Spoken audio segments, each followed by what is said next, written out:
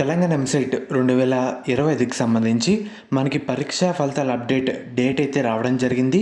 మీకు total information ఈ వీడియోలో డీటెయిల్గా చెప్తాను, ప్రూఫ్ కూడా చూపిస్తాను. మెయిన్గా వీడియోలోకి వెళ్ళే ముందు ఇది మెయిన్గా ఒక important WhatsApp AI chat bot అన్నమాట.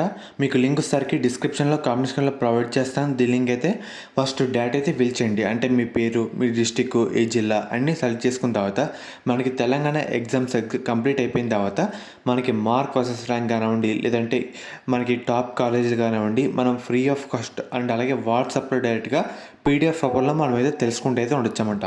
కాబట్టి ఈ అవకాశాన్ని ఎవరు మిస్ చేసుకోవద్దు, అందరూ యూజ్ చేసుకోండి. ఇది కూడా ఫ్రీ ఆఫ్ కాస్ట్ అన్నమాట.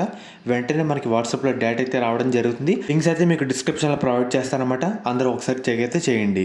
మెయిన్గా మీరు ఒకసారి స్క్రీన్ మీద చూస్తున్నారు కదా, ఇది సాక్షి పేపర్లో వేసిన న్యూస్ పేపర్ ఆర్టికల్ అన్నమాట. 10 రోజుల్లో ఈ ఎపిసెట్ ఫలితాలు మనకి 10 డేస్లో ఫలితాలు అయితే రాబోతున్నాయన్నమాట.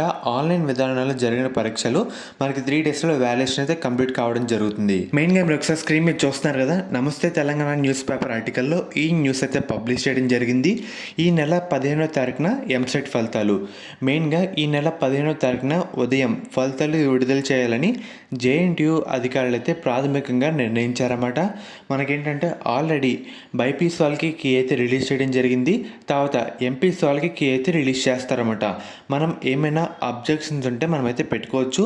సో ఎవరైనా ఏదైనా కొంచెం అబ్జెక్షన్స్ పెట్టుకోవాలనుకుంటే వెంటనే పెట్టుకోండి. ఛాన్స్ అయితే మిస్ చేసుకోవద్దు. మీకు మార్క్స్ అయితే ఇంక్రీజ్ అయ్యే అవకాశం అయితే ఉంటుందన్నమాట. అండ్ అలాగే ఫలితాల విషయానికి వస్తే ప్రాథమికంగా జేఎన్టీయూ అధికారులు ఈ నెల 15వ తారీఖు అయితే నిర్ణయించారన్నమాట.